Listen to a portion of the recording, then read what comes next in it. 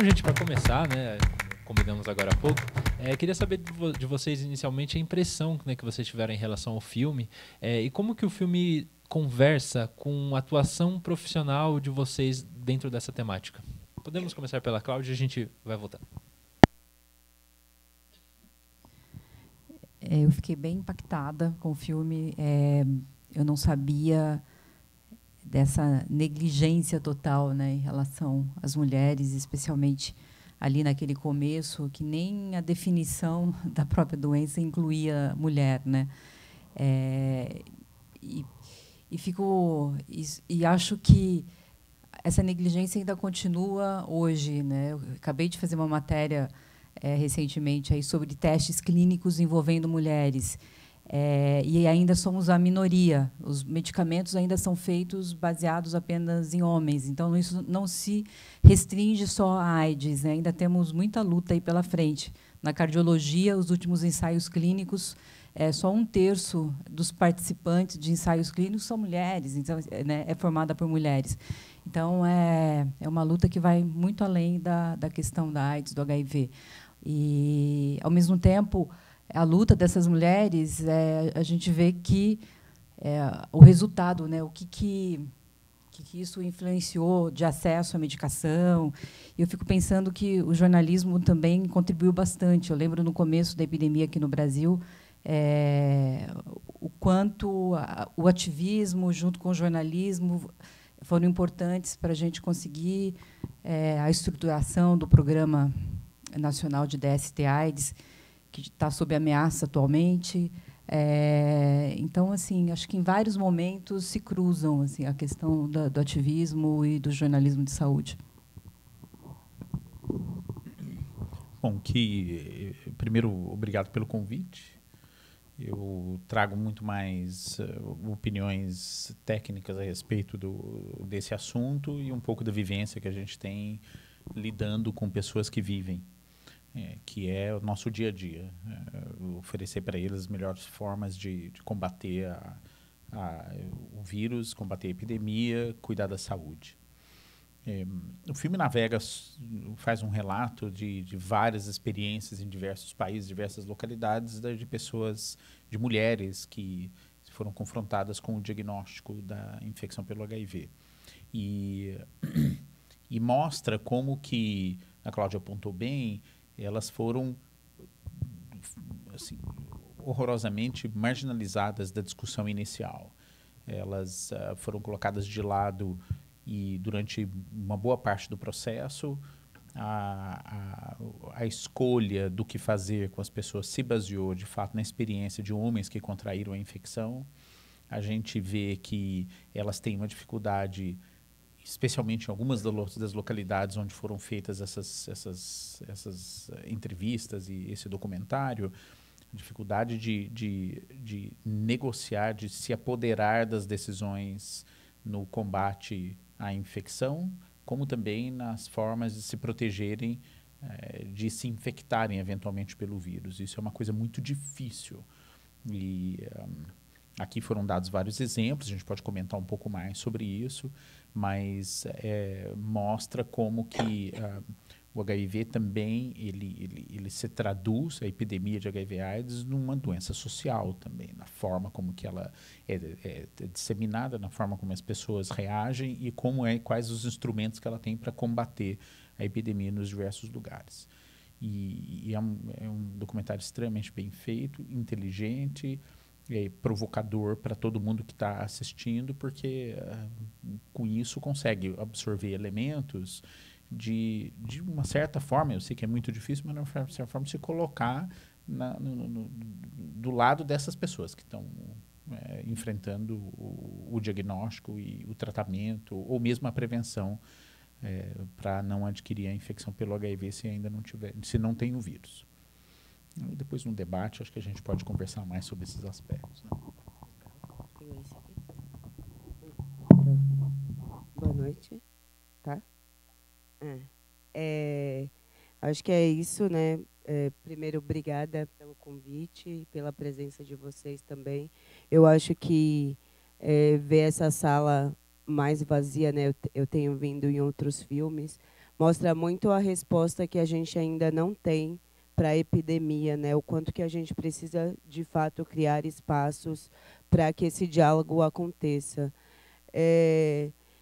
E eu acho que esse filme ele traz um paralelo com a luta do Brasil também, né? Aqui no Brasil, a luta feminina também teve uma potência muito forte, uma importância no que diz de direitos e saúde, acesso à medicação, né? A gente tem um movimento feminino no Brasil que ele é muito potente também, ele dialoga muito com esse filme, né? A gente tem aqui as Cidadãs Positivas, a gente tem a ICW Brasil e Nacional, que são essas mulheres que ficaram da AIDS, né? Geralmente mulheres que souberam o diagnóstico do marido e depois foram fazer o teste, deu positivo, mas também já se via em uma situação de abandono e sem acesso, né?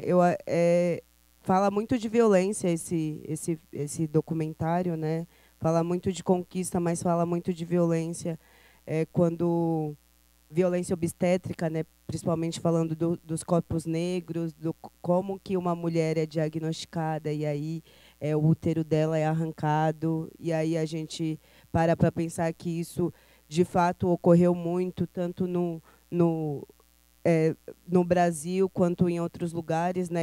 E onde fica essa autonomia mesmo da saúde da mulher negra. Dentro do meu trabalho de artes, eu falo muito sobre esse corpo que está muito vulnerável, né? Então, quando a gente fala da epidemia de AIDS, é um dos pontos de vulnerabilidade da sociedade, sobretudo das mulheres negras. Eu acho que esse filme veio num momento para a gente voltar a debater muitas coisas diante da epidemia de AIDS e principalmente com o que estamos passando agora, né? Com essas questões governamentais, mas muito de onde estamos, onde o corpo feminino está, né? Onde o corpo feminino negro está. Eu acho que é muito em cima disso. Sim.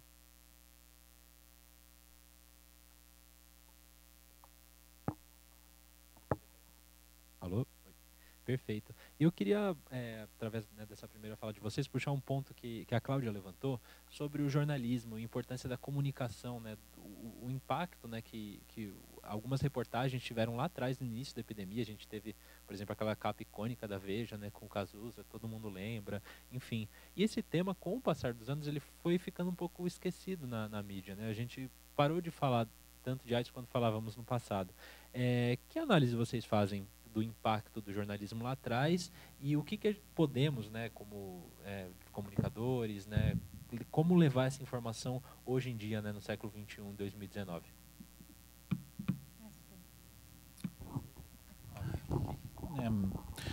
Olha, é claro que a comunicação da epidemia de HIV/AIDS mudou com o tempo e mudou também da forma como que a epidemia mudou com o tempo.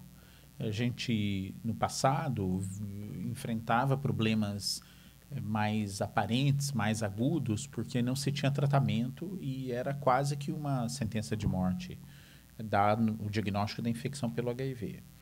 A gente isso aconteceu quando eu fazia minha residência médica ainda, comecei a fazer em 1990, eu não deveria falar essas datas aqui, senão o pessoal vai começar a fazer conta. Mas naquela época não existia tratamento antirretroviral, não existia formas de combater o vírus e as pessoas acabavam experimentando o comportamento natural da infecção, que era uma evolução para perda da defesa, aparecimento de doenças oportunistas que caracterizavam a AIDS e depois acabavam morrendo. E era comum numa enfermaria como onde eu fiz minha residência, tinha 50 leitos, que 80% era ocupado com pacientes muito doentes. E muitos que voltavam para fazer alguma consulta ou visitar algum amigo acabavam sabendo que esse amigo que ele fez na internação passada tinha acabado de morrer. Era muito dramático, a gente viveu preconceito em todos os aspectos, até entre os nossos colegas. Só para um rápido exemplo aqui, minha esposa está sentada aqui, ela fazia cirurgia num andar diferente do nosso, num hospital diferente do nosso, e de vez em quando ela vinha fazer algumas biópsias e alguns procedimentos, porque os colegas do meu hospital se recusavam. E isso foi colocado para a imprensa de uma maneira muito negativa naquela época. No começo, é uma reação que a gente espera natural quando se vê uma ameaça como essa, mas essa adaptação ela foi difícil.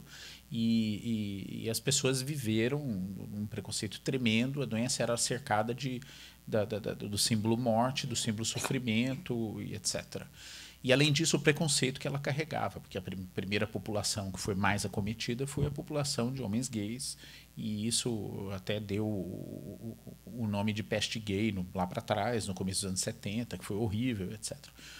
Com o passar do tempo, o tratamento ele foi melhorando, as coisas foram modificando, e eu vou dar uma opinião aqui, não fica brava comigo, mas a imprensa, a reportagem brasileira de saúde melhorou muito, porque ela era muito ruim. Mas, com o tempo, começaram a aparecer cada vez mais pessoas que se especializaram no assunto de saúde, a coisa foi melhorando, e esse exemplo que você deu da capa da Veja parou de acontecer, felizmente. Eram poucos exemplos, não que eles ainda não ocorram eventualmente. A gente teve um exemplo recente da capa da revista Época, que trouxe uma reportagem sobre profilaxia pré-exposição do HIV, se quiser a gente depois discute isso um pouco mais, que foi péssima. Mas isso acabou se transformando num exemplo menos comum. E assim, aí começaram a aparecer, a gente começou a mudar um pouco, porque o tratamento também melhorou. Hoje é possível se viver com HIV com uma qualidade de vida normal. Não só do ponto de vista de saúde, mas também uma capacidade, do ponto de vista social e do ponto de vista sexual e reprodutivo. E a gente pode comentar um pouco mais sobre isso. E as coisas estão modificando. Eu acho que também é tarefa da gente passar essa noção para as pessoas, que nós já temos instrumentos para oferecer para aqueles que vivem uma vida normal. E isso faz parte desse processo que é mais recente, mas que também é muito importante.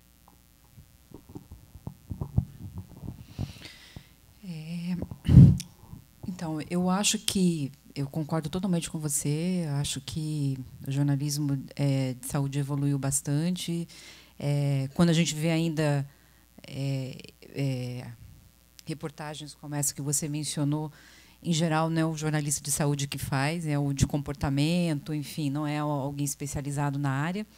E vejo o seguinte, que eu tiro mais assim a experiência na Folha de São Paulo, né? Enfim, nesse histórico todo, o próprio acesso à medicação, que foi com muita luta, né? Foi com muita ação judicial. Então, hoje a gente questiona a judicialização da saúde, o excesso, tal. Mas se não fossem aquelas enxurradas de ações, e o Mário Scheffer trabalhou muito em cima disso, analisando esse processo, a gente não teria construído o Programa Nacional de DST/AIDS. Então, foi com muita briga para conseguir isso.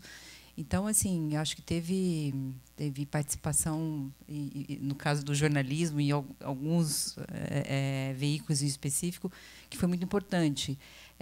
A questão dos planos de saúde, eu lembro que eu fiz muitas matérias assim também da dificuldade de acesso ao hospital, a tratamentos, aquele câncer, né, aquele como é que chama, sarcoma de Kaposi. A última matéria que eu fiz de falta de acesso foi justamente isso, plano de saúde negando a internação de um paciente com esse câncer e tal. E a sensação que eu tenho hoje, as matérias estão muito mais focadas nas políticas públicas, né? Agora, por exemplo, que a gente viu essa mudança do nome, que sai HIV do nome do departamento de HIV, né?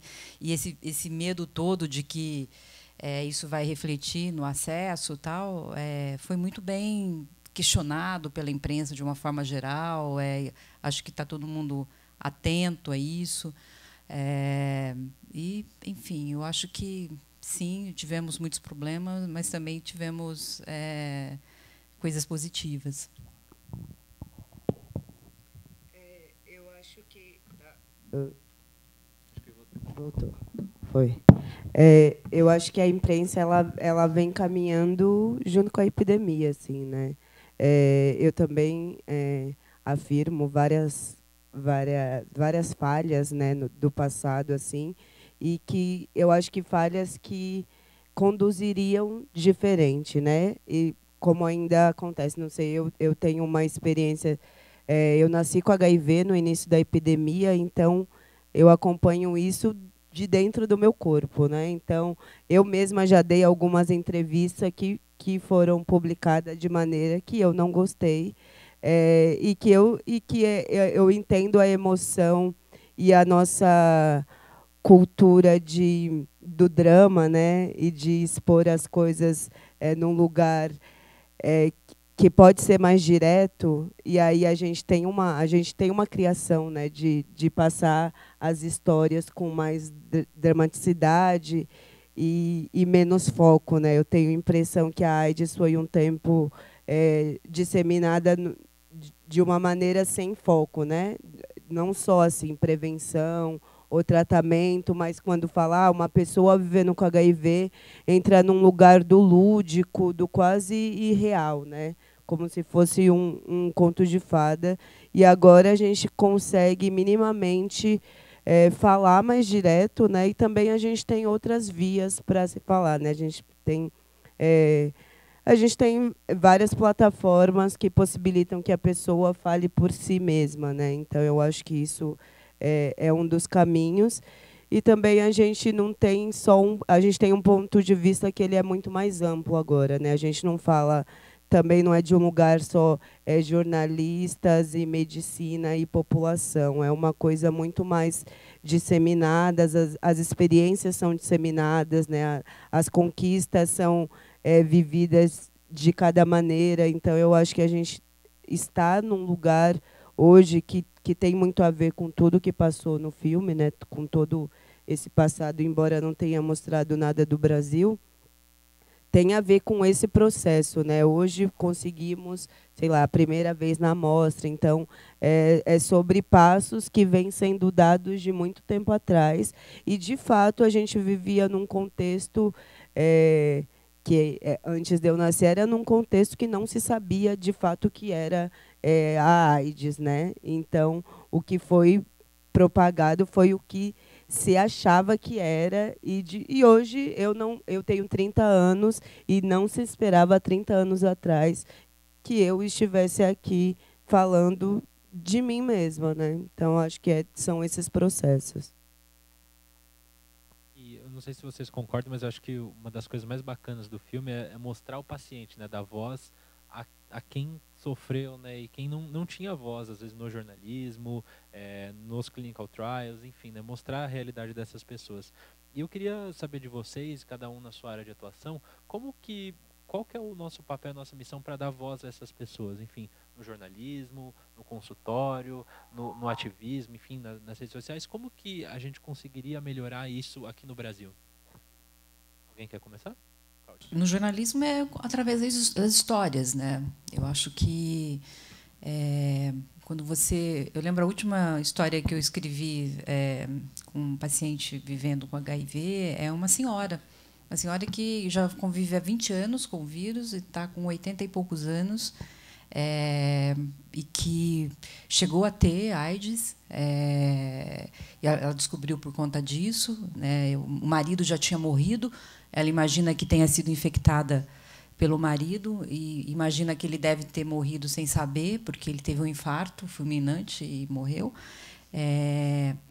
E assim, é uma população, né, que a gente fala muito pouco, né? E contando a história para uma amiga, ela contou que a avó dela tinha morrido também, e a família só descobriu na morte que a avó estava vivendo com HIV e não sabia, e morreu com uma demência ali meio associada à coisa, tal.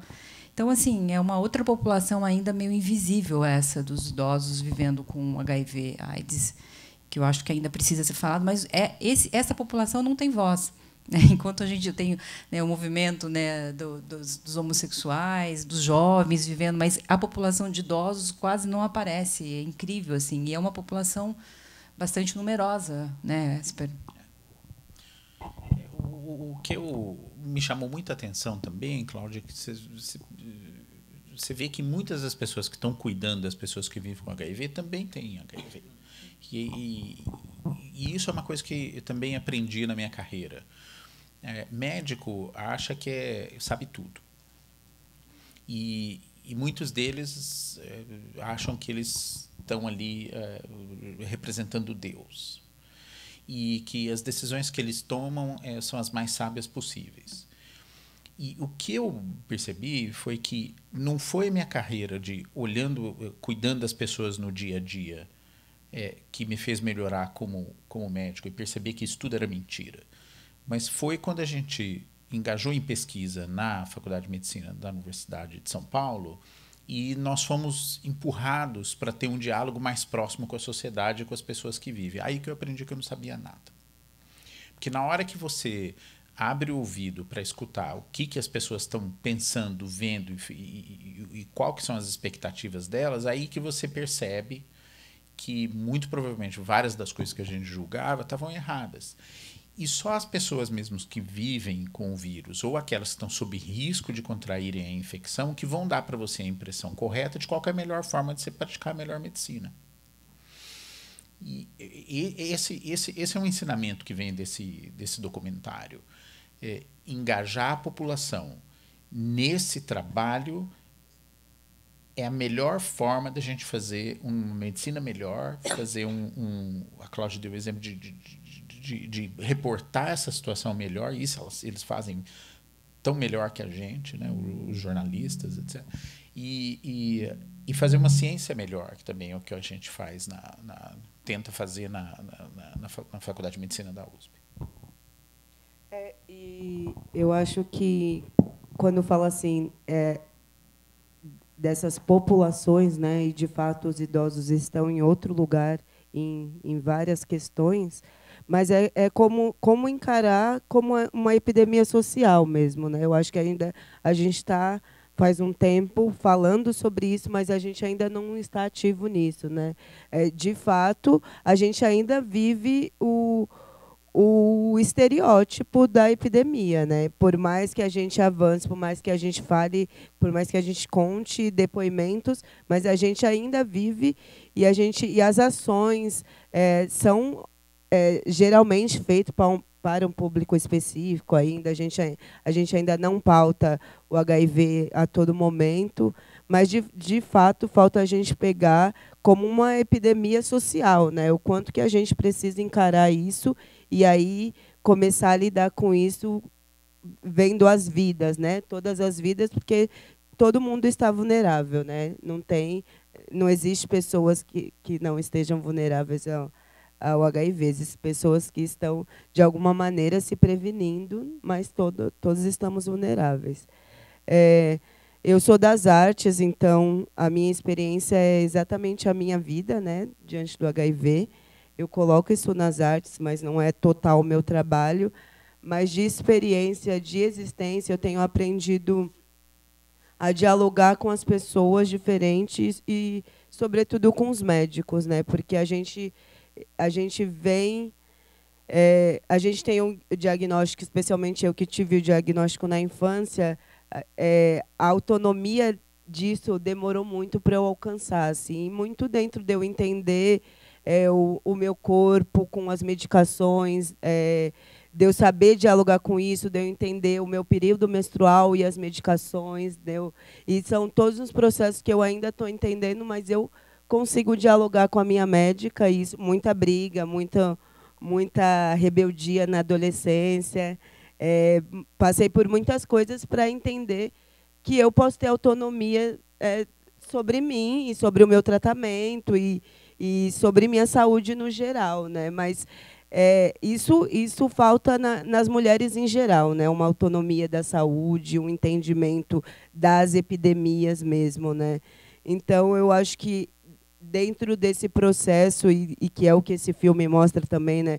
O quanto eu cresci num contexto do auge da epidemia de AIDS, onde todo mundo morria diariamente. Eu morei num abrigo para crianças e mães com HIV, então é bem desse universo de estar sempre com mulheres, mas de entender isso muito distante. Então, hoje eu entendo a epidemia no geral, eu entendo, assim, né?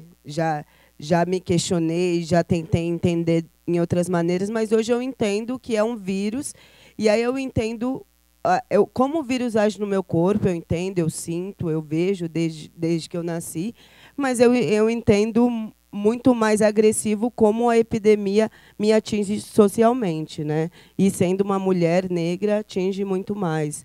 Então, eu acho que são esses diálogos, né? Porque a gente não está mais falando de preciso sobreviver, porque estamos vivas. Esse é um ponto que antigamente o que a luta aí para algumas pessoas era conseguir o medicamento.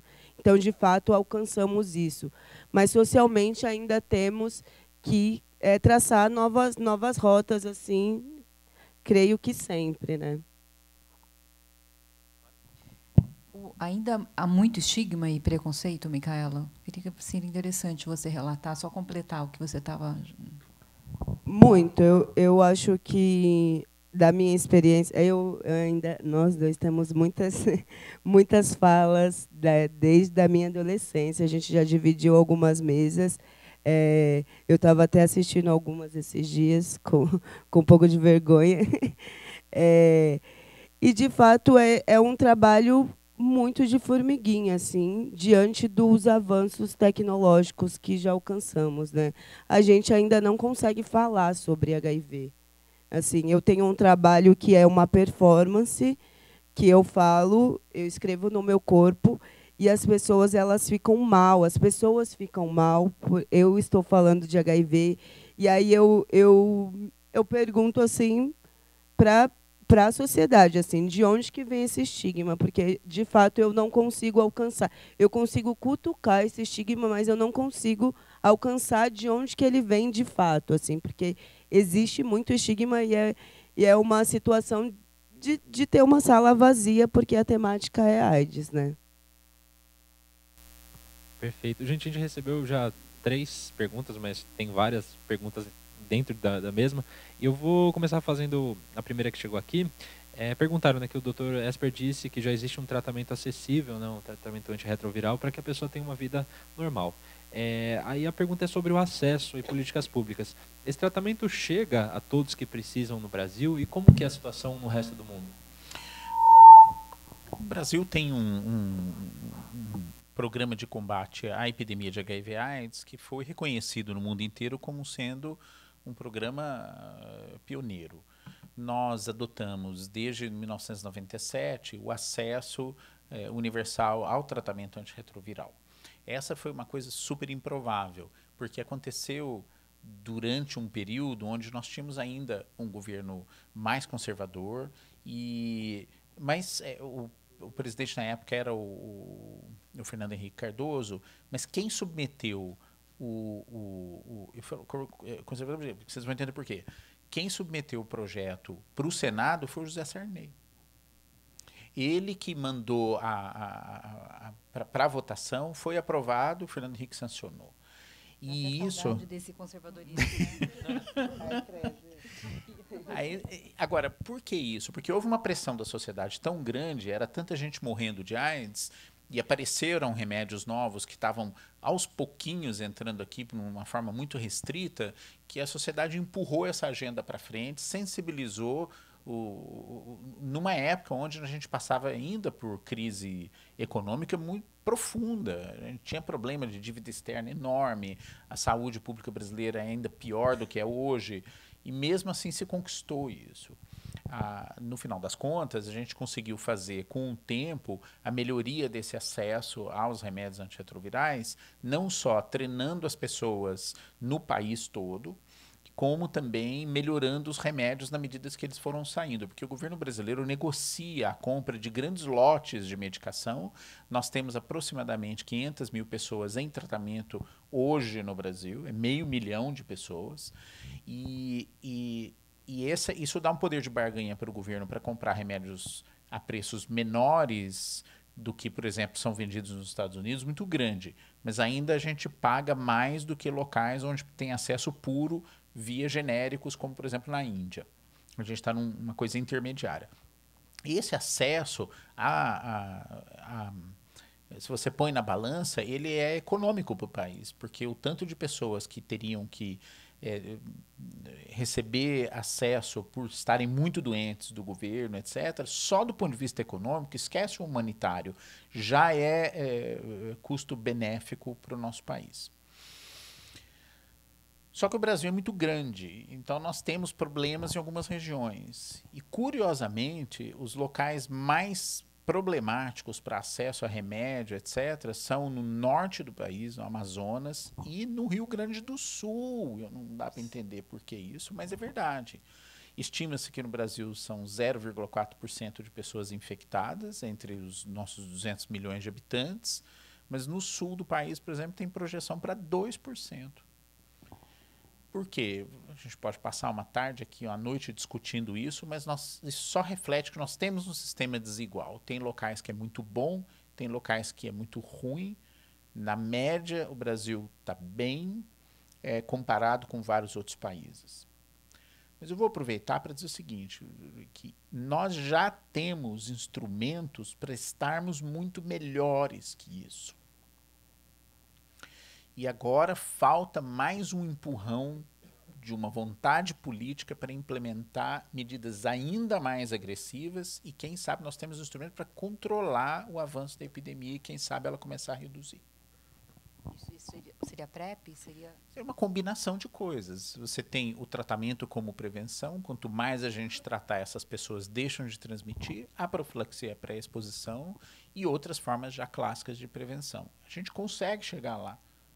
Mas, assim, precisa de uma vontade política e um investimento significativo. E aí uma outra... Alô?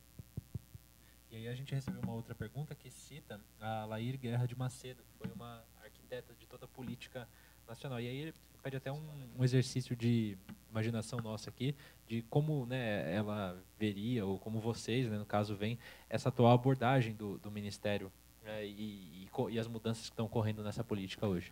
Então, só para falar da Lair, ela ela não é médica, ela é bióloga, que vendo o que estava acontecendo, ela começou uma pressão para se criar um programa nacional.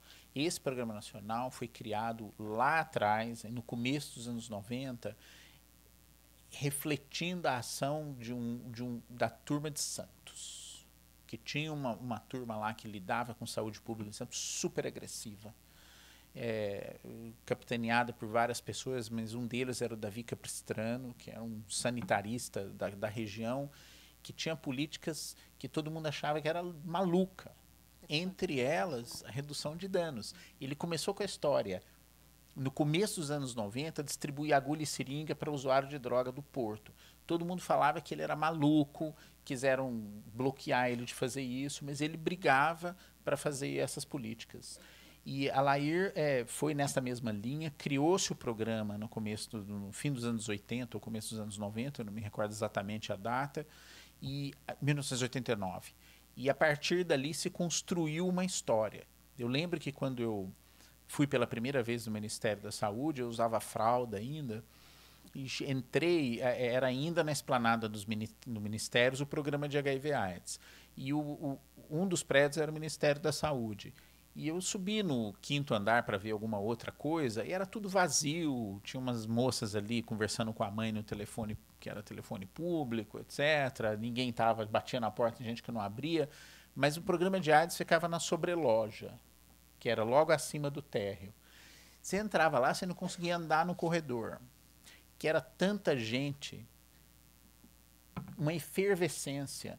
E quando a gente se olhava para lá, você percebia que era a comunidade que se apossou. Eram homens gays, sanitaristas, pessoal dos grupos das ONGs, etc. Aquele era o programa naquela época. Por quê? Porque eles estavam lutando pela própria vida. E foi isso que empurrou essa agenda para frente. E acho que, de alguma forma, a gente vai ter que ressuscitar isso tudo para manter esse programa do jeito que está e o sucesso que foi, porque esses primeiros passos que a gente está vendo esse ano, né, o fato de ter mudado isso, o fato de a própria campanha de carnaval foi super tímida, não focou no público que deveria focar.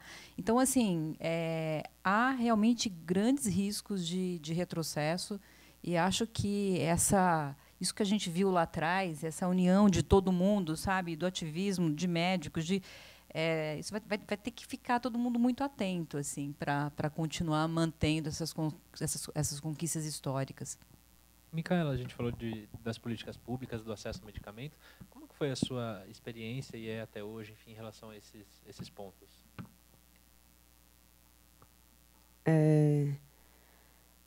Eu fui diagnosticada com HIV, eu tinha 6 anos de idade. Eu fui diagnosticada logo depois do falecimento da minha mãe, por decorrência da AIDS. Então, no início, eu não comecei a tomar remédio porque era dado remédio para casos mais graves, então eu era saudável, né, como se dizia. E aí eu vim tomar remédio depois de um tempo depois. E aí é um fato, né, que uma loucura no início da epidemia, e nunca se pensou remédio para crianças, né? Então era aquilo de tomar meio comprimido ou amassar o comprimido. Depois que foi desenvolvendo, então eu acompanhei exatamente tudo isso, assim. Hoje nem se compara, né? Sei lá, de 20 comprimidos que eu tomava na adolescência para 3 que eu tomo hoje é extremamente diferente, assim. Pensar os efeitos colaterais, pensar essa possibilidade mesmo, né? Eu acho que agora, segurando o Ministério e unindo de novo, eu acho que a gente vai começar a ter outras demandas, né? Porque é a vida. Mas eu me vejo num lugar de um privilégio dentro dentro da epidemia de AIDS, né? Porque eu sou uma pessoa que estou aqui falando, mas eu vi muita gente morrer, eu vi muita gente que cresceu comigo morrer na adolescência e morrer assim, e o remédio chegar um remédio novo, que nem passou no filme mesmo, chegar um remédio novo logo um mês depois. E aí é desse caminho da AIDS, assim, né, dessa epidemia, eu lucrei nesse caminho, assim, né, dentro desse caminho, e eu me vejo muito com privilégio hoje, especialmente com a relação com a minha médica e com a autonomia no meu tratamento, assim, de falar, e tecnologia, né, de genotipagem, de ver que existem vários remédios que eu posso tomar. Então, de repente, se eu estava tomando um remédio que vai agredir mais meu fígado ou vai me dar falência de cálcio, eu consigo dialogar com maturidade, com autonomia com a minha médica, e de colher esses frutos dessa luta, né? Porque é uma luta social muito forte, né? A luta do HIV, eu tenho para mim que ela é a união das lutas, assim, né? Porque a gente fala do racismo, se a gente vem do movimento negro, a gente fala do feminismo, mas quando a gente fala de HIV e AIDS, a gente está falando de vários corpos, né? Então é um alcance que é isso. Aí a gente desenrola uma coisa e aí a gente vai ter que desenrolar outra, porque uma coisa é você ter acesso à medicação e ao tratamento, outra coisa é você, como algumas pessoas, é você não ter o que comer. Então, você supera um debate, mas você abarca vários outros, né? Perfeito. E vocês citaram 2 pontos na fala de vocês. A questão da mudança e a diminuição de propaganda sobre camisinha durante o carnaval, e sobre o cerceamento, a diminuição das políticas de redução de dano em relação às drogas. Existe alguma perspectiva de como isso pode afetar a epidemia?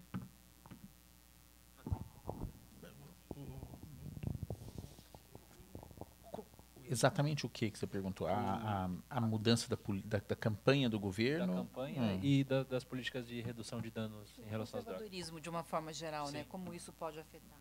Olha, eu vivi alguns momentos nesses últimos anos. Aliás, eu preciso contar para vocês essa história. Quando o Temer assumiu, aí a primeira vez entrou o Ricardo Barros, que era o ministro da Saúde. E um dos primeiros lugares que ele foi na congregação da Faculdade de Medicina da USP. Aí tinha uma repórter lá no fundo que mandou uma pergunta para ele, que foi uma tragédia na carreira dele, porque ele acabou entregando que ele via o SUS com problemas, etc. Quando você fez aquela pergunta lá, estava na primeira página do jornal no outro dia, eu tive a oportunidade de testemunhar isso lá. E assim, então, na época deles, houve um problema, porque depois que o Ricardo Barros entrou, houve uma certa desmobilização, teve alguns problemas na condução de algumas políticas do Ministério da Saúde, etc. Mas as campanhas ainda continuavam, entendeu? A gente estava conseguindo manter alguma coisa com os trancos e barrancos. Lembre-se que ainda na época que estava no programa anterior, teve uma campanha para as profissionais do sexo que caiu no Congresso Nacional. O pessoal se revoltou com aquilo, o pessoal da linha mais conservadora, derrubaram o diretor do programa, então sempre foi aos trancos e barrancos. Mas ainda continuava. Recentemente, depois do Bolsonaro ter assumido o governo, entrou o Mandetta. E do mesmo jeito ele foi, a primeira fala dele foi na congregação lá da Faculdade de Medicina da USP. E aí teve dois aspectos dessa fala. O primeiro deles, ele defendeu veementemente o SUS, que foi uma agradável surpresa, porque a gente tinha muito receio do que isso poderia acontecer, a desmobilização do acesso universal à saúde aqui no Brasil, que foi uma conquista que é o pilar que segura acesso à saúde da maioria da nossa população. Né? Talvez alguém pode criticar o modelo de uma forma ou de outra, mas infelizmente mais de 80% da população brasileira só consegue acesso via SUS. Agora, teve uma segunda parte, que essa foi mais preocupante, que ele comentou que as campanhas de prevenção de HIV/AIDS tinham que falar com a família brasileira. E aí eu não entendia muito bem o que aquilo quis dizer, porque ele achava que nós temos que conversar com um outro jeito e falar de uma forma para chegar nas famílias. E esse discurso me preocupa um pouco, porque essa definição de família pode significar uma visão muito conservadora da família. E na verdade não é. Você tem que falar com todo mundo. E tem que falar com todo mundo, mas inclusive com as pessoas mais vulneráveis, que não necessariamente vão representar essa definição tradicional de família, de pai e mãe, um casal de filhos na mesa de jantar.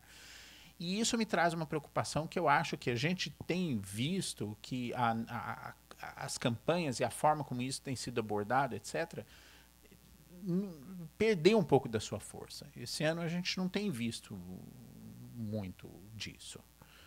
Mas eu também tenho que confessar que eu acho que a gente, historicamente, falhou em chegar nas pessoas mais vulneráveis aqui no Brasil. A tradução disso, a expressão disso, é que você olha na população geral, nós temos 0,4% de pessoas que vivem com HIV. Em homens gays na cidade de São Paulo, que frequentam o centro e a balada, é 21%. Ou seja, nós falhamos. Nós não conseguimos chegar com medidas de prevenção eficazes o suficiente para impedir 1/5 dos homens gays viverem com HIV. Nós não conseguimos impedir que 35% das mulheres trans aqui de São Paulo vivem com HIV. Então a gente tem uma fase de preocupação do que vai acontecer com a campanha aqui para frente, mas temos que reconhecer que a gente falhou. E a gente tem que criar algum meio para resgatar isso. a mudar o que acabou se transformando uma epidemia muito concentrada, atingindo principalmente alguns grupos mais vulneráveis. E é justamente grupos que não têm voz, assim, né? Que estão, né? Então, a saúde pública não está chegando e, ao mesmo tempo, também a gente não está conseguindo traduzir isso, né? Dar voz a essas pessoas, né? Eu acho que, embora o contexto esteja mais caótico, né, eu acho que é sobre retomar, mas reparar os erros que ocorreram também, né? Doutor Esper, o senhor levantou aqui alguns dados, né, em relação às mulheres trans, né, a gente teve uma pergunta aqui sobre, até relacionado ao filme, né, as mulheres soropositivo. Existe algum dado, alguma evidência que mostre que elas contraem o HIV nas relações dentro do casamento hétero? Enfim, existe alguma estatística em relação a isso aqui no Brasil? Não, veja, a melhor forma de aquisição da infecção pelo HIV é via sexo anal receptivo. E isso pode ser tanto com mulher quanto com homem. É claro que as mulheres elas acabam na cadeia de transmissão sexual sendo a via final da aquisição, porque é mais difícil para elas transmitirem para o parceiro homem. Embora não seja, aconteça, mas elas são mais vulneráveis na cadeia de transmissão sexual. Aqui no Brasil nós temos aproximadamente 1/4 das pessoas que vivem com HIV mulheres, e isso foi aumentando essa proporção com o tempo. Desde o começo da epidemia era 30/1, 30 homens para cada mulher, foi caindo, chegou para 2/1, agora subiu um pouquinho para 3/1 de novo. As mulheres, na maioria esmagadora delas, adquiriram por via sexual. E via sexual, geralmente, de um homem, um parceiro sexual masculino. Perfeito. Eu respondi a pergunta. Acho que estava querendo saber mais o dado mesmo, para ter uma... E, Micaela, o pessoal perguntou aqui, você fez um comentário sobre a questão do incômodo, né, que essa discussão gera. E aí a pergunta que fizeram aqui foi se a sala estaria vazia hoje por conta do mal-estar que a discussão sobre a sexualidade humana gera, e questões adjacentes a isso, como violência, prostituição, estupro, abusos, enfim. E de que maneira esse mal-estar dessa violência também está relacionada ao HIV? Completamente, né? Eu acho que quando a gente fala, a gente não consegue ainda, né? E talvez não tenha poucos caminhos de falar sobre epidemia sem falar sobre sexualidade. E falar sobre sexualidade, sobre sexo, sobre relação sexual, ainda não existe espaço, não existe liberdade, né? E aí é isso. A gente está vivendo um governo que é terrível, mas a gente vive nessa sociedade que é esse governo. Então, justamente, a gente não fala sobre sexo, a gente não fala sobre o exercício da sexualidade, sobre a natureza da sexualidade, né? A sexualidade ela sempre vem junto de algo pesado, né? De uma responsabilidade que se torna pesada, né? Do mesmo jeito que a gente fala sobre gravidez, a gente... Derrubei meu celular. Do mesmo jeito que a gente fala sobre gravidez, ou sobre perder a virgindade, ou sobre transar mesmo. A gente não tem uma liberdade para falar sobre sexualidade, então o HIV ele tá na alma do sexo, né? Então é isso. A gente precisa muito desfazer de muita capa para chegar assim, eu não sei quando que a gente vai falar livremente sobre HIV, assim, porque às vezes eu tô assim, sei lá, no bar falando alguma coisa, não sei o quê, e aí eu solto assim, porque eu tenho HIV e sei lá, a hora do remédio, qualquer coisa que é muito natural para mim, e aí eu olho para a pessoa que ainda não me conhecia e ela está assim quase chorando.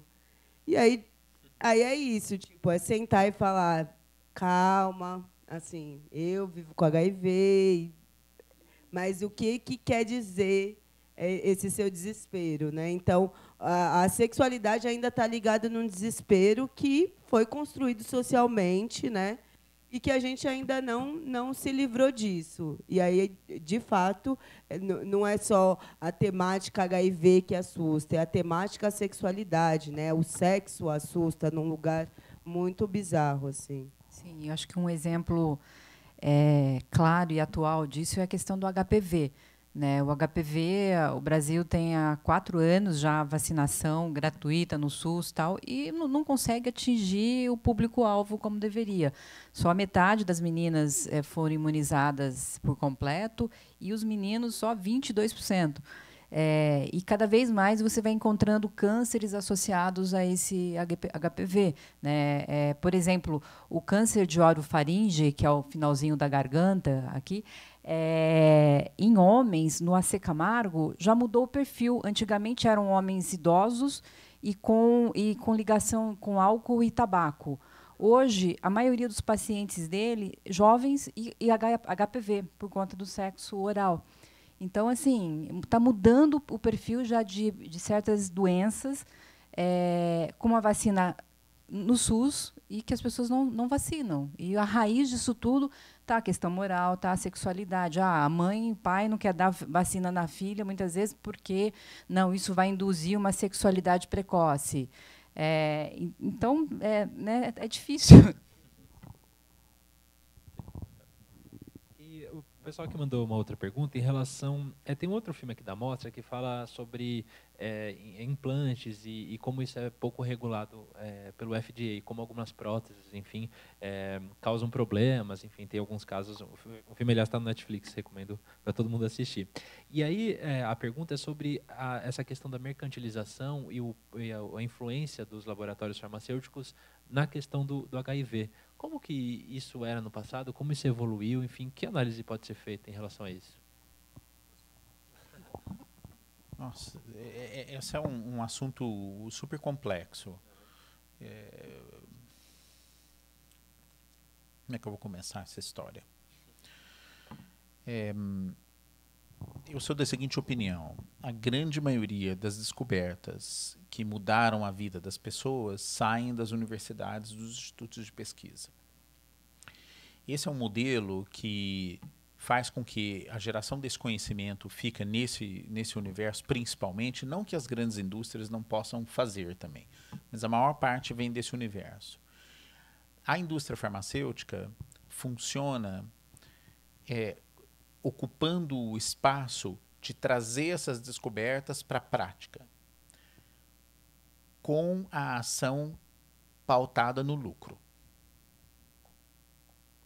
Então, se Micaela descobre um remédio novo no laboratório dela, eu sou a indústria farmacêutica, eu venho e falo assim: olha, toma aqui um dinheirão, eu compro o seu remédio e eu vendo por muitos dinheirão mais. E eu vendo esse processo para os meus caras, as pessoas que compram as minhas ações. Então, é assim que funciona. Esse é um sistema que ele é, de certa forma, perverso, porque ele não tem trava social suficiente. Então, tem gente que vai pegar esse remédio, vai trazer ele dentro dessa linha de desenvolvimento, porque eles que têm a capacidade de produção, eles têm a capacidade de distribuição, de venda, etc., pautando num lucro que é uma das indústrias mais lucrativas que existem, né? Petróleo, cosmético e farmacêutica. E vão fazer uma quantidade de dinheiro enorme. Para alguns lugares, isso é extremamente perverso, porque você acaba não tendo acesso. E essa foi a discussão que teve no Brasil ainda nos anos 90, porque os remédios eram caros demais. Quando se passou essa lei do acesso universal ao remédio, foi uma lei meio passional. Por quê? Porque foi muita pressão e vamos assumir isso daqui, o número de pacientes não era tão grande assim para assumir esse custo, e foi levado isso para frente. Isso foi criticado por várias pessoas, inclusive fora do Brasil, que o Brasil está ficando louco, etc. Tem muita gente que isso deu briga danada por causa dessa postura, mas o Brasil teve condição de negociar e trazer, de certa forma, esse preço um pouco mais para baixo. Mas esse é um assunto super quente, porque Agora, não sei quem está acompanhando essas notícias, mas teve uma disputa no Congresso americano por causa de um remédio que um laboratório americano ainda vende a $12 mil ao ano o tratamento, e na Austrália é 60. O mesmo remédio. Então, o pessoal falou assim, mas por que está desse jeito? Aí você foi ver, quem descobriu o remédio foram laboratórios do próprio governo americano. Uma Micaela da vida, pesquisadora, trabalhava, aí esse determinado laboratório comprou o acesso ao uso da medicação, e ele está usufruindo desse preço, um remédio que custa centavos cada comprimido, vendendo a esse preço elevado o tempo todo. Está errado. A gente tem que achar um meio deles fazerem um lucro, vai ser suficiente, mas a gente discutir meios de acesso. O Brasil teve uma postura mais agressiva a esse respeito. Em um tempo atrás se discutiu quebra de patente, e durante o governo Lula foi quebrado uma patente de um remédio antirretroviral. Foi a única patente quebrada no Brasil até hoje, porque passou-se com essa ideia de que o Brasil quebra um monte de patentes. Não é verdade. Na verdade, a gente acaba negociando e aceitando, de certa forma, uma certa diferença de preço, mas aqui teve um exemplo. Mas eu acho que essa discussão, esse sistema não está funcionando direito. E precisa ter alguma trava social mais. Você precisa ter alguma forma de não permitir que esse lucro excessivo impeça o acesso a alguns remédios que podem ajudar a combater a epidemia. E, Micaela, em relação, a gente vê muito no filme, grupos de pacientes e a pressão que elas fazem. Como que você vê isso aqui no Brasil? Enfim, como que esses grupos atuam? E como que eles podem, enfim, melhorar ainda mais a atuação deles? Eu acho que atualmente a gente está em outro contexto da AIDS, assim. A gente está em outro contexto da sociedade também, né? Então, eu acho que o movimento social já foi mais potente, assim, já teve mais força. E eu acho que também já teve era um jogo mais de vida para lutar, né? Então, eu acho que o contexto foram outros, né? Hoje mesmo eu dialogo mais com mulheres que vivem com HIV e que estão vivenciando a maternidade. Então, são outras questões, né? Mas eu acredito que a gente está em um contexto conturbado para qualquer segmento, assim, não sei. Porque também eu acho que a gente está vivendo, eu vejo entre meu grupo de amigos que não vivem com HIV, como se a AIDS estivesse resolvida também. Então, isso me preocupa em um lugar, e até esse acesso à PEP, à PrEP, eu acho que vem muito irresponsável, e aí eu responsabilizo o governo também, né, do como que é uma política que é oferecida, mas como que você dá conta, sei lá, dos danos futuros, ou até da consciência do uso dessa política. Então, eu hoje vejo que existe um lugar de alcance, sim, de luta do movimento. Existiu também, sei lá, de 2008 a 2011, existe um movimento muito forte dos jovens, especialmente dos jovens que nasceram com HIV, né, de transmissão vertical. Então, existe assim, muito esse negócio de estou vivo, e aí, né, e aí eu acho que chegou num lugar de, sim, estou vivo, e aí, né? Então, eu acho que o movimento AIDS ele tá num momento de se reviver, né? Não sei, de se reencontrar, se reconhecer. Eu estou falando muito por mim mesmo, né?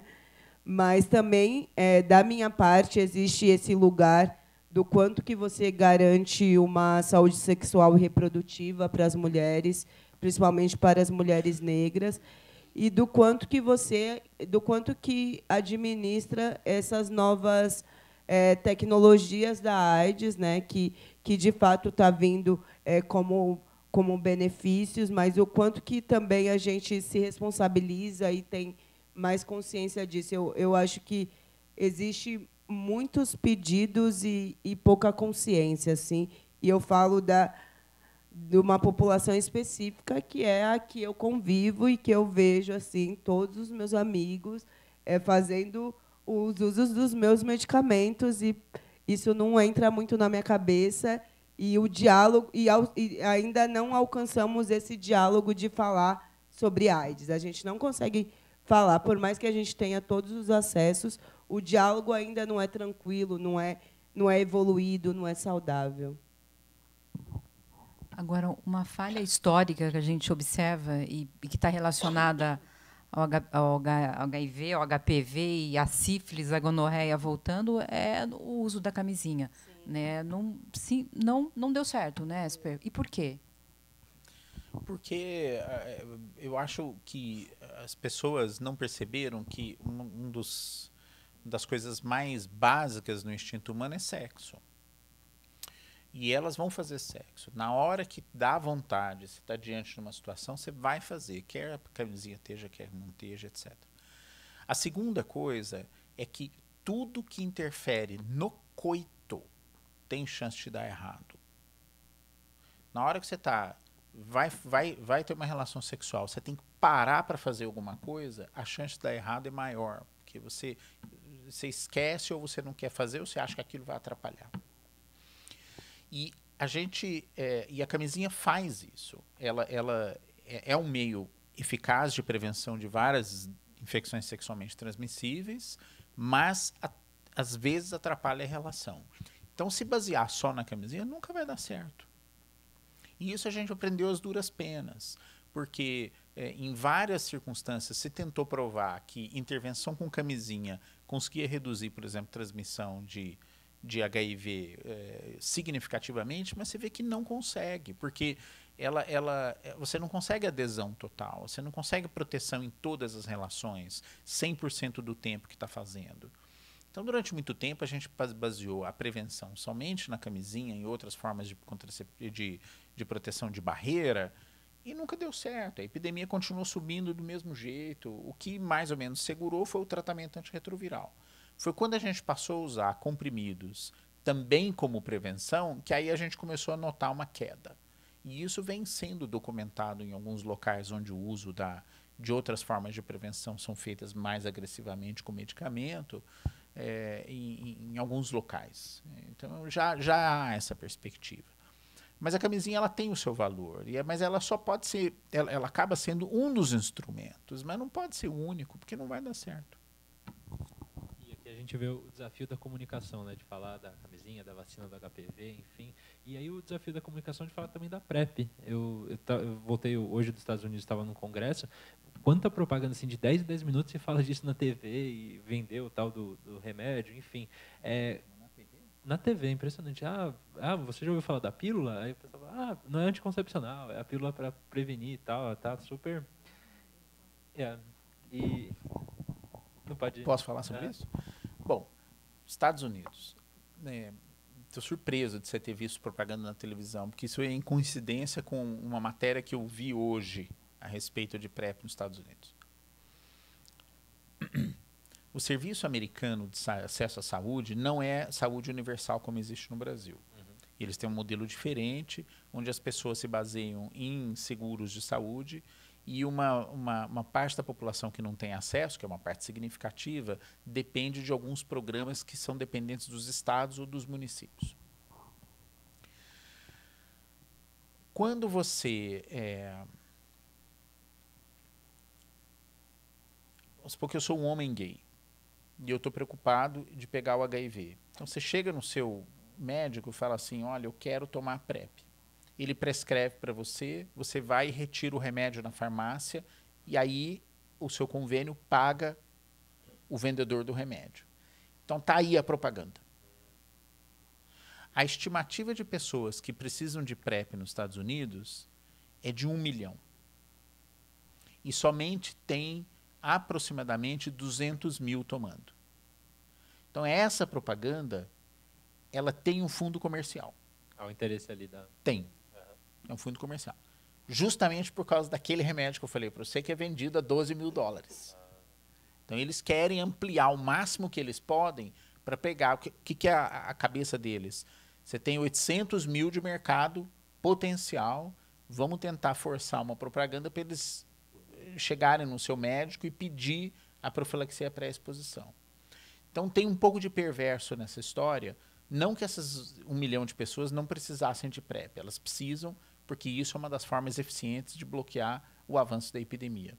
Mas tem esse aspecto.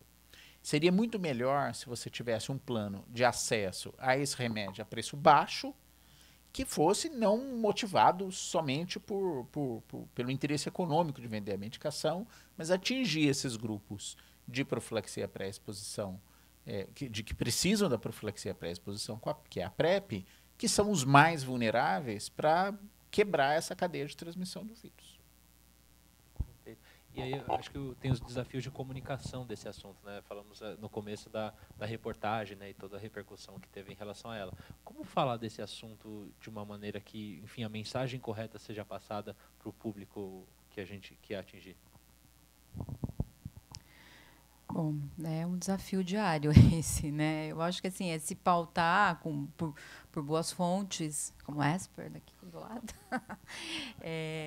mas, sem dúvida, não perdendo o foco da população que precisa ser atingida, né? Então, de novo, eu acho que os grupos, as ONGs, sempre nos ajudam muito, assim, trazendo a realidade, seja da dificuldade de acesso a determinadas medicações, seja da dificuldade de acesso de diagnóstico, né? Porque a gente tem muita gente vivendo hoje com HIV sem saber que tem o vírus, né? Esse é um grande buraco ainda que a gente não conseguiu resolver, porque não aumenta isso, né? Tá? A gente sabe que tem aquela população. Então, eu acho que ainda é uma luta diária, assim, a gente aprender como manter o assunto em pauta, não deixar só para o dia 1º de dezembro, né, que normalmente é o que está acontecendo, ou ficar refém dos estudos novos que são publicados, tal. É um desafio. Deixa eu aproveitar e lembrar do exemplo dessa última senhora que foi embaixo do viaduto fazer o teste. E não adianta você fazer uma campanha, faça o teste, vem aqui.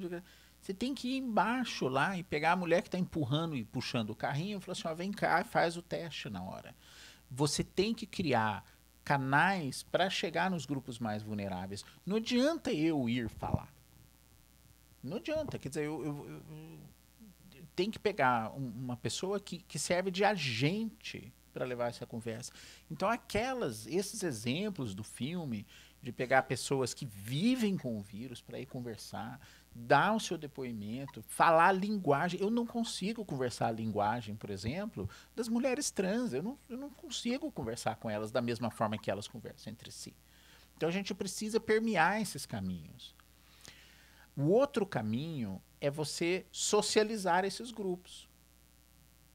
Então, não adianta nada. Uma vez, só para citar um exemplo, teve uma mulher trans que tinha epilepsia e ela falou, estou precisando de um neurologista. Eu falei, não tem problema. Liguei para minha colega lá da neurologia da USP. Falei, você pode receber? Expliquei a situação. Falei, manda agora que eu atendo. Ela chegou na sala de espera, o recepcionista zombou dela na frente de todo mundo, ela virou as costas e foi embora. Então, se você não cria meios de socializar essas pessoas, diminuindo o preconceito, quebrando as barreiras sociais que existem, você não vai conseguir chegar em tudo. E é isso que me preocupa na política geral, assim, do ambiente que a gente vive. A gente tem que ter abertura para esses grupos, falar a linguagem, ampliar o debate, conseguir conversar sobre sexualidade, não ter preconceito com as pessoas por causa da orientação, que é a forma de você trazê-los, reduzir o dano, etc. Mas, infelizmente, nós estamos numa fase que é possível que essa conversa seja rompida, né? E isso é um momento de preocupação que eu tenho agora. Mas esses são os caminhos para a gente combater e fazer o acesso a... Porque foi justamente esse questionamento que foi feito. A gente entrevistou a semana passada o ministro no Roda Viva e tal, e ele questionando isso, por que sumiram as campanhas voltadas para esses públicos específicos, os jovens gays, as trans, enfim, onde você sabe que a epidemia, né, ainda aumenta, inclusive, né? Não é que já foi resolvida ou estacionou. E o que a gente percebe é que não está se pensando nessa linha. Está se pensando, tanto que a propaganda base aí do carnaval, da campanha, foi voltada para heterossexual, né? Foi lá a música da Jennifer, né? Então, é complicado. E o movimento social ele tem esse movimento antigo mesmo, que é a troca entre pares, né? Então, como que o governo dá o suporte para a sociedade no geral, né? Porque o trabalho que a sociedade civil faz, ele é muito potente, mas ele não tem força porque ele não tem como se manter, né? Então, como você instrumentaliza e faz isso? Porque, de fato, existem várias ações, mas, sei lá, existem ações para os jovens gays no Arouche. E aí tem jovens gays no Brasil inteiro, né? Então, mas, de fato, como que você faz essas estratégias serem sustentáveis, né? Porque elas são eficazes. Quando eu falo para uma outra mulher negra a minha experiência com os medicamentos ou como é viver com HIV, ela vai acolher muito mais do que a médica falando para ela: tome esse remédio, senão você vai morrer, ou sei lá qual seja o diálogo, né? Então, como que também a gente tem a gente não tem essa base, né, que foi construída pela sociedade civil e que se fortalece, e aí corre atrás de edital todo ano e faz não sei o quê para se manter essas estratégias que são eficazes, e, ao mesmo tempo, a gente fortalece uma estratégia que, de fato, não vai funcionar e que, assim, se a camisinha não funcionou, uma campanha para a heteronormatividade não vai funcionar. Não vai funcionar, né? Gente, estamos chegando nos minutos finais aqui do nosso debate. Queria, para encerrar e fechar tudo que nós discutimos aqui, saber de vocês como vocês veem o futuro dessas discussões, né? Porque falamos ali no começo da infecção dos anos 80, o pânico que gerou, aí o esquecimento que veio, né, em relação a isso posteriormente, e agora essa mudança em algumas políticas públicas, enfim. Como vocês enxergam o futuro e como nós, né, como jornalistas, como médicos, como pacientes e como sociedade, devemos agir para que seja um futuro melhor? Não, o que eu acho é que quanto mais a gente discutir sobre o assunto, é melhor. O que eu tenho uma filosofia é que a melhor forma de se combater qualquer crise é com informação. Não é com informação. E a melhor forma de combater a epidemia de HIV/AIDS é escancarando tudo que se sabe sobre ela e tudo que está acontecendo. A segunda melhor forma é você transformar o resultado desse debate numa política pública. Quem falou isso foi o Bill Gates. No começo, ele criou Bill e Melinda Gates, ele e a mulher dele, né? A gente fala Bill Gates, mas a Melinda é a cabeça social e humanitária. Ele é muito bom. Bill Gates deu 40 bilhões para o negócio, mas ele é uma pessoa calculista. Pessoas que veem ele falar e convivem com ele dão esse depoimento. Ela é a cabeça humanitária das ações dos dois. E uma vez ele falou, no começo, ele pensava: o que eu posso fazer para um povo muito pobre para melhorar a saúde, a condição? Aí se imaginou primeiro: não, é chegar a eletricidade. Aí eu falei: não, é chegar a água, é chegar a educação, etc. Hoje, a conclusão dele é: quando você consegue, por mais dinheiro que você tem, você não consegue consolidar uma ação numa determinada população para fazer ela melhorar, se não for adotada como uma política pública naquele local. Então a gente tem que batalhar por isso. Porque é a única forma de sedimentar. Hoje é muito mais difícil você cortar acesso a tratamento antirretroviral no Brasil. Concorda? Se eles resolvem fazer isso de hoje para amanhã, vai ser uma revolução. Porque é meio milhão de pessoas que dependem de suas vidas desses remédios. Se a gente tivesse lá para trás vivendo de doação, era muito mais fácil disso acabar. Não é mesmo? Mas foi adotado como política pública no Brasil. É para isso que a gente tem que lutar. para consolidar isso, para não ter mais retrocesso. Acho que é exatamente isso. A informação, mobilização, né? A gente viu, ainda não conseguiu, mas em relação ao corte de verbas para a educação, depois dos primeiros protestos já diminuiu um pouco, enfim. Então, acho que os próximos anos aí vai ser disso, de informação e muita mobilização e resistência, assim, para a gente não perder o que já conquistou e avançar no que precisa ainda, né, de avanços. Eu acho que é exatamente isso. E a gente precisa de um exercício que, infelizmente, a gente precisa, que é tratar o outro como ser humano, né? Então, eu acho que a saúde reverbera isso muito mais direto, né? Quando você não trata o outro, você vai deixar o outro morrer, independente de qual seja a epidemia. Então, a gente precisa, de fato, encarar assim a humanidade, respeitar o ser, né, a existência do outro, assim, que isso a gente eu ainda não vivenciei, espero. Bom, gente, encerramos aqui o debate. Obrigado, Cláudia. Obrigado, doutor Esper. Obrigado, Manuela. Obrigado a todo mundo que ficou, que mandou perguntas. Enfim, obrigado. Tchau, tchau.